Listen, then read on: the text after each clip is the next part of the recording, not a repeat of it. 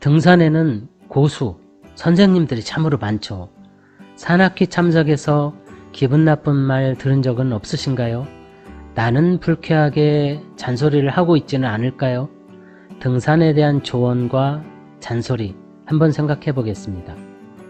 이번 시간에는 산악회에 참석했을 때 듣게 되는 여러가지 충고, 조언에 대해서 얘기해 볼까 합니다. 보통 등산 초보 시절이나 젊은 분들, 여성분들이 한 번쯤은 겪을 수 있는 경험이 있을 겁니다. 산악회나 등산 모임에서 산행에 참석해보면 경험 많은 등산 선배님으로부터 여러가지 등산 정보나 등산 장비에 대한 팁을 듣게 됩니다. 예를 들면 이런 이야기들이 있겠죠. 걸을 때는 이런 식으로 걸어야 한다. 배낭은 이런 식으로 매야 한다. 스텝은 이런 식으로 짚어야 한다. 등산할 때 먹을거리는 이런 게 좋다. 내려갈 때는 조심해서 이런 식으로 내려가라. 등산복은 이런 종류로 사야 한다. 등산화는 이런 신발이 꼭 좋다. 겨울 산행에는 이런 거 꼭 가져가야 된다. 산악회 오면 이렇게 어울려야 한다. 등산은 어떤 식으로 하느냐, 얼마나 자주 하냐, 등산할 때는 자세만 봐도 초보 티가 난다. 대충 이런 이야기를 하는 분들이 있습니다. 이런 이야기들을 내용별로 좀 구분해 보면요, 등산하는 기술과 방법에 대한 조언이 있고, 등산 용품이나 등산 장비에 대한 이야기가 있고, 개인 신상이나 사교에 대한 이야기가 있습니다. 그런데 이런 이야기들은 초보자에게 도움이 될 수 있고 오히려 불쾌한 경험이 될 수도 있습니다. 그래서 어떤 내용이 필요하고 불필요한지, 그리고 같은 내용이라도 어떤 태도가 바람직할지 생각해 봅니다.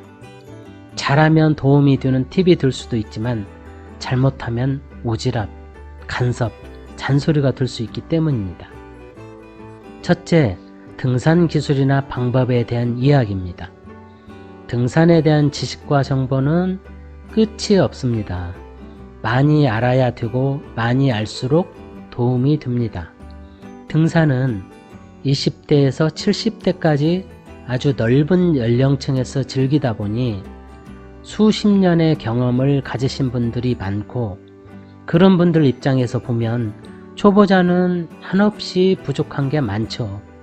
그래서 등력도 대단하고 경험이 많은 선배 산호님이 경험 팁과 실전 노하우에 대한 얘기를 해주면 인터넷이나 이론만으로는 부족한 그런 것을 보완할 수도 있고, 실제로 많은 등산인들이 이렇게 실전 현장에서 많은 등산 활용의 팁과 그 노하우들을 습득하고 있습니다. 하지만 이렇게 도움이 되는 조언의 경우에도 어떤 태도로 하느냐는 것은 매우 중요합니다. 같은 내용을 가지고도 어떤 말투, 어떤 태도로 하느냐에 따라 기분이 달라질 수 있습니다. 아직 초짜구만, 등산 별로 안 해보셨나 보네요. 아직 잘 모르는 것 같은데 등산은 이런 식으로 합니다. 등산 잘 못 배웠네. 배울 때 잘 배워야 돼요.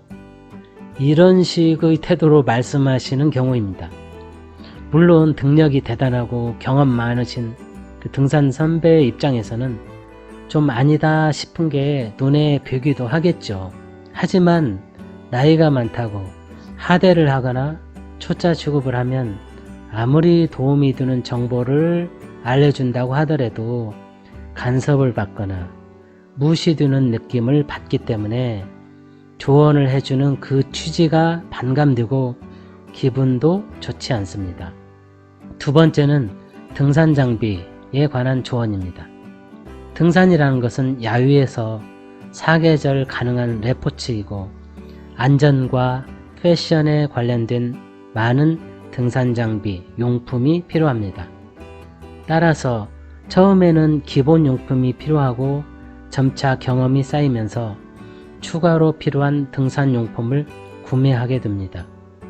그런데 이러한 등산 용품은 가격에서도 차이가 많고 유명 브랜드가 있고 종류별로도 다양합니다. 그런데 누구에게나 필요한 이 기본 등산용품도 있지만 얼마나 비싸고 좋은 제품을 쓸 것인지의 문제는 누구나 똑같은 입장도 아니고 반드시 필요치도 않고 어느 정도는 개인의 기호와 취향의 문제입니다. 가성비 실속 구매를 할 수도 있고 과소비를 할 수도 있습니다. 경제적 형편이나 소비 성향이 다르기 때문에 등산 장비나 등산용품에 대한 조언을 할 때는 사용 방법이나 장단점 등에 대한 것은 도움이 될 수 있지만 비싸고 유명한 제품을 내세우거나 권유하는 것은 기분을 상하게 할 수도 있고 그러니 조심해서 해야 될 부분입니다. 세 번째로는 지나치게 신상에 대해서 묻는 것입니다. 프라이버시 침해라고 할 수 있는 거죠.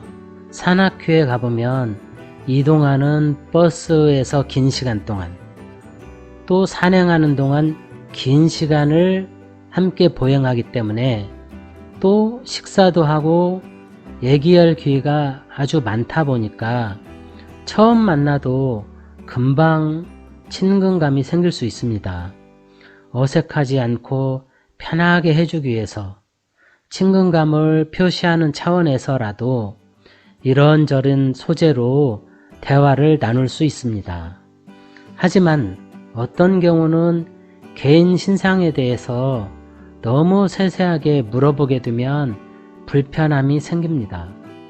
가령 가족 관계가 어떻게 되느냐, 직업이 뭐냐, 하는 일이 뭐냐, 어디에 살고 있느냐, 어떻게 알고 여기는 왔느냐, 이런 식으로 프라이버시를 묻게 되면 불편해질 수 있죠. 사실 이런 문제들은 등산 모임에서만 생기는 건 아니고 다른 사회 모임 어디에나 공통적으로 겪는 문제이기는 합니다. 다만 등산 모임은 다른 어떤 모임들보다도 연령의 차이가 많은 편이고 평소에 친분이 전혀 없어도 산행할 때만큼은 동료의식이 발휘되는 그런 특징이 있다 보니까 조금 더 뚜렷하게 나타나는 것 아닐까 싶습니다. 등산 모임에서 발생하는 이런 불편함에 대해서는 조금 더 배려하는 그런 노력이 필요합니다. 예를 들어서 조언을 해주는 분의 태도 측면에서는 내가 오랫동안 등산을 해보니까 정말 이런 게 좋더라. 등산용품을 여러 가지 써봤는데 이런저런 장단점이 있더라. 우리 등산 모임은 이러한 분위기로 산행을 하는 모임이다. 이런 정도로 궁금해하는 내용에 대해서만 자기 경험이나 자기가 알고 있는 지식을 전달해주면 좋고 지나친 관심이나 강권을 하는 태도는 불필요하다는 것입니다.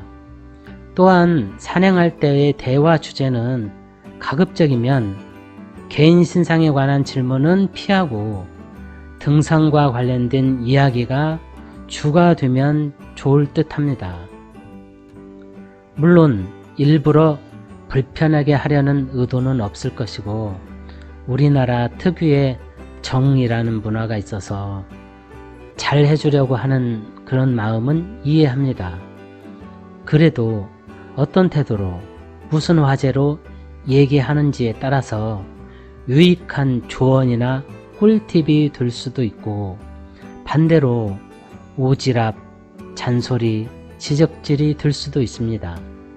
등산하는 분들이 대부분 마음 좋은 분들이 많기 때문에 너무 관심을 보이고 잘 대해 주려고 하다가 보면 오히려 불편함이 생길 수 있다는 점에 잘 유념해서 즐겁고 편안한 등산 문화를 만들어 갔으면 모든 등산인들에게 좋지 않을까, 그러한 취지에서 오늘 말씀드렸습니다. 오늘도 함께 해주셔서 감사합니다.